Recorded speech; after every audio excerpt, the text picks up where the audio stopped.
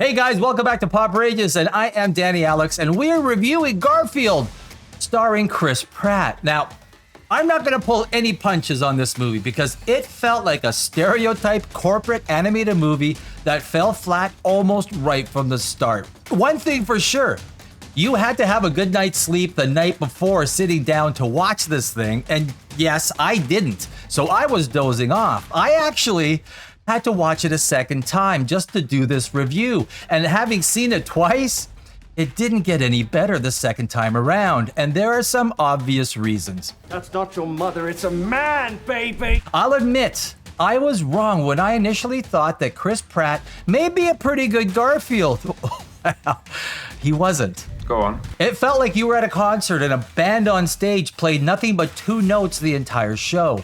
The movie felt the same way, monotone all the way through. Chris Pratt really didn't offer much of a range in his performance, and couple that with a basic corporate cookie cutter script, stereotype villains, and predictable story, and you have Garfield 2024.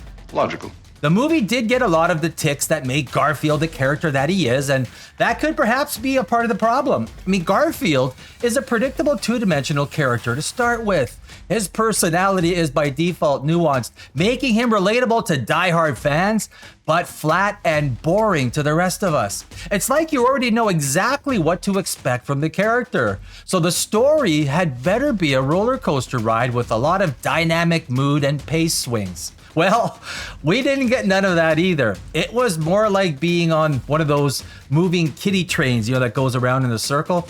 It goes like at 5 miles per hour, and there's no surprises, no feeling that there's going to be something you're not expecting around the corner. It feels predictable. Even the dialogue felt bland and corporate. You get this feeling that you've seen this movie already, even though you've never seen this movie. It feels like if you fall asleep, you're not going to miss anything, and your day will continue without that feeling that you've maybe missed something.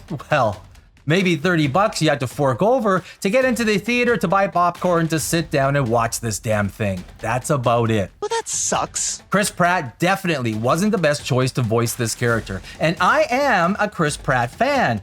I also felt that Samuel L. Jackson as Garfield's father was also miscast. There's no way to get these two A-list actors out of your head. We know their voices. So, well, in the back of your mind, you're thinking, Chris Pratt is Samuel L. Jackson's son?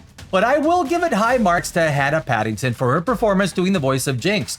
She nailed it and was probably the most interesting character in this movie, and when I think about it, it was the times that Jinx was in a scene that I felt interested in what was actually happening. When everything is said and done, this movie is 100% forgettable. Like I said, Garfield fans and young kids are probably going to be the ones giving this movie a thumbs up, and that's fine.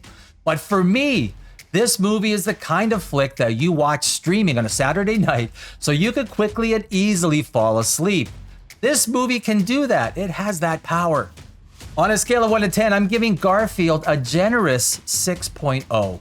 This is your bubblegum basic corporate animated script with a character that we all know and we know what to expect from. There's no surprises, nothing that compels you or grabs your interest to really make you enjoy what's happening on screen. And that's all I have to say about Garfield 2024, and I will see you in our next video.